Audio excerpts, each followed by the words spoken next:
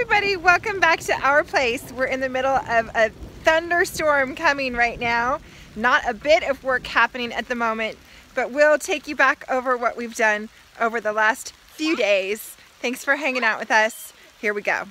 Are we going?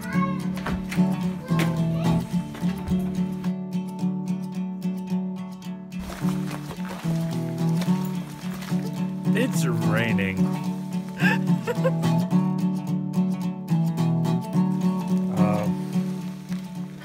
Today it's raining, but yesterday I was able to turn out several pieces. I think I got 8 pieces of timber out, you know, some posts, some big beams, starting on 4x6 rafters. Lots of good stuff came out of the mill yesterday. We have a great big pile that I'm going to run back through the mill to get just some 2x wall framing out of, and I still have several logs to go. Some are peeled, some are just hanging out, waiting to be turned into something. So even with a lot of projects going on, we wanted to make sure and take some time this weekend because we had a couple of awesome things happen. Stella turned 8, so we took a day to celebrate her. We went into town, we did all sorts of fun stuff in town, got to hang out with her grandpa, so that was Saturday, and on Sunday it was Mother's Day, so we celebrated Esther, took some time and did what we do on Mother's Day, which is whatever the mother says. So we got in the garden and we got our tomatoes planted out and just spent the day together. And everybody in this family is strong, so we can all plant these. Of course, I'd like to be making progress on the projects all the time, but you just can't do it. So Monday came around and I just got to milling as fast as I could. That was the plan today too, but looks like I'm making other plans.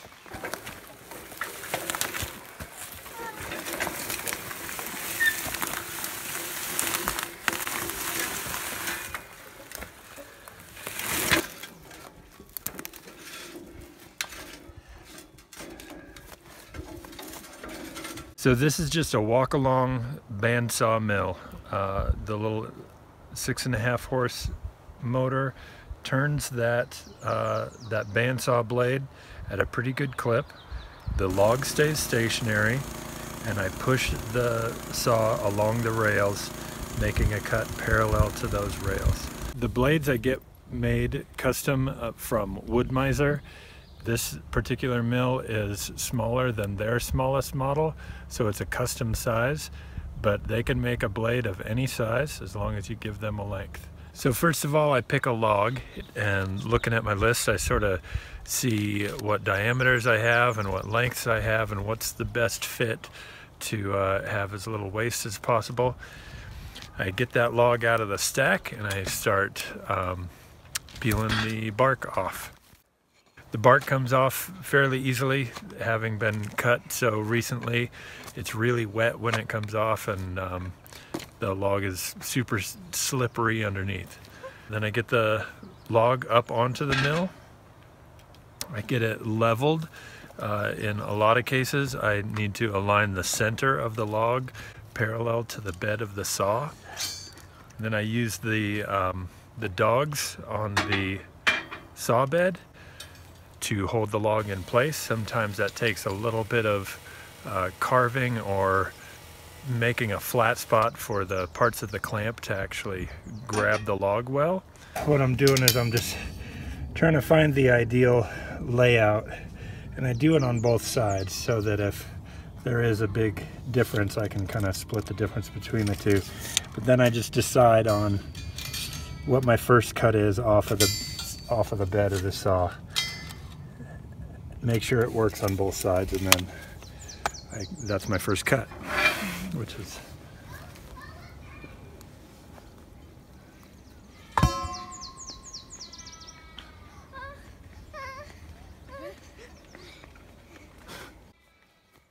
once I have a height for my first cut, I'm able to run the saw.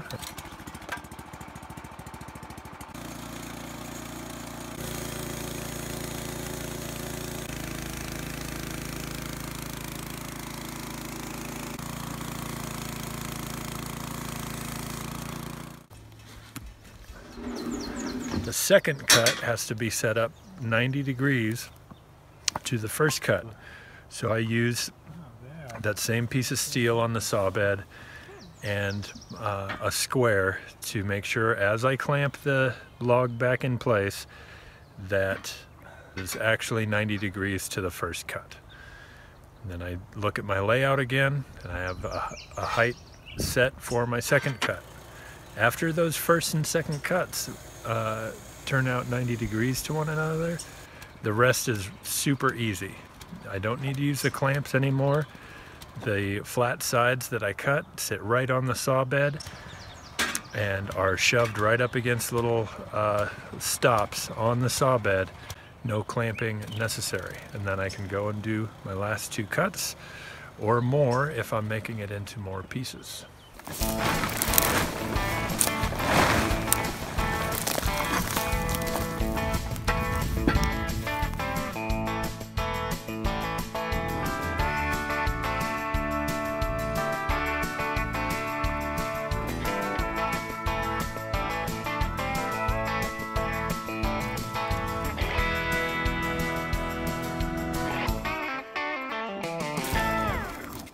Show me where again? Right there. here. Okay.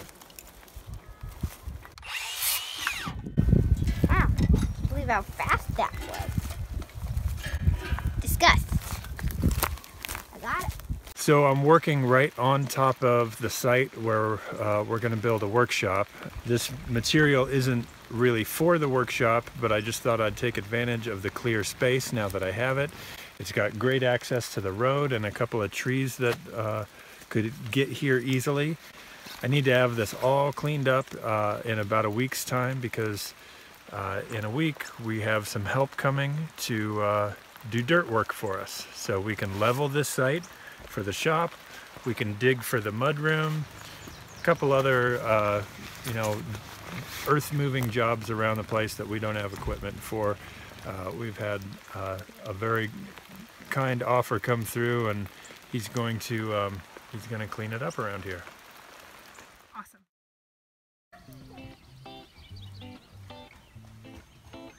We have to do chores even though it's raining. We do our chores in the garden, so we're going to show you our new tomato plants too that we planted on Mother's Day. This way, please. Through that garden gate. It is very wet.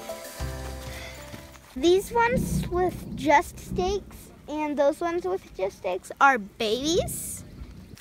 These are our full-grown tomatoes. And Milo and I planted those ones all by ourselves. And you know what me and Dad did? What? We did one of the big ones all by us, all of them. And also, Milo helped us do one of them. I think I just saw lightning. Yeah, it's storming on us, isn't it? I think I'll do my chores now. That umbrella. How do you like your nice, cozy home? It's much better than out there. It's hailing so hard that it's snowing. We just planted tomatoes. Some of them are very small and fragile. So we're going to cover them up in case this turns to hail again or we'll lose them. Mother's Day can be just a bit melancholy for us around here since my mom died when I was 25 and Nick's mom also passed away 5 years ago. So sometimes we just like to be quiet on Mother's Day. It's a good day to reflect on all sorts of things and spend time together. And I always like to plant something on Mother's Day. We're not doing a full garden this year because we're going to be out of town for almost a month. But we did get in all sorts of tomatoes, many of which were grown by Nick's dad, Jim. Thanks for starting our tomatoes, Jim. And we got them all in the ground. And I think that we saved them from the hailstorm.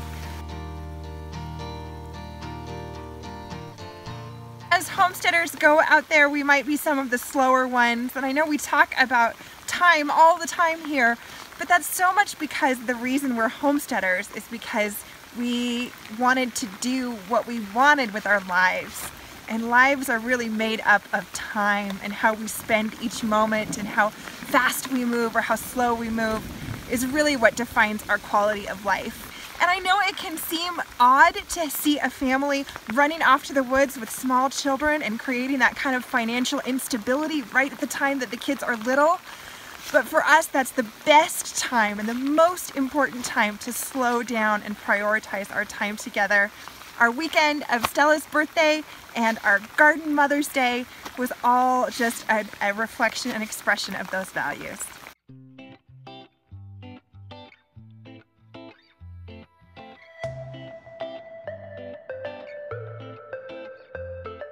It can feel like a lot of responsibility to make the decisions every step along the way, but that's kind of what we're in it for.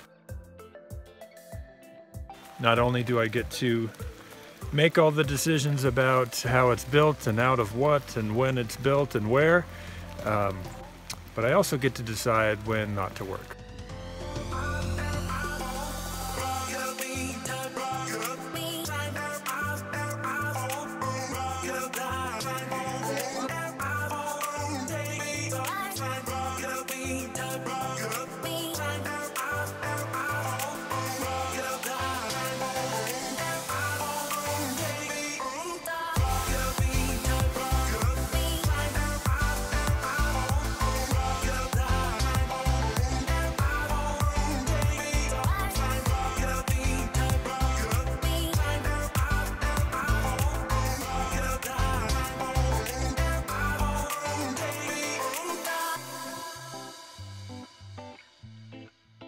All right, so come on back, check out how our projects are coming along. We'll be moving some dirt, which is always fun, watching big machines. And before too long, we'll be turning it into something right here.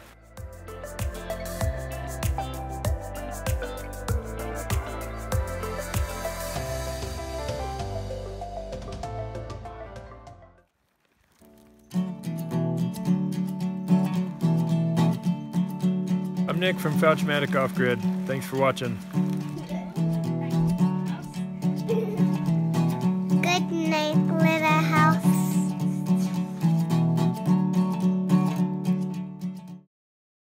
It's coming! It's raining cats and dogs! It's raining cats and dogs. It's an idiom.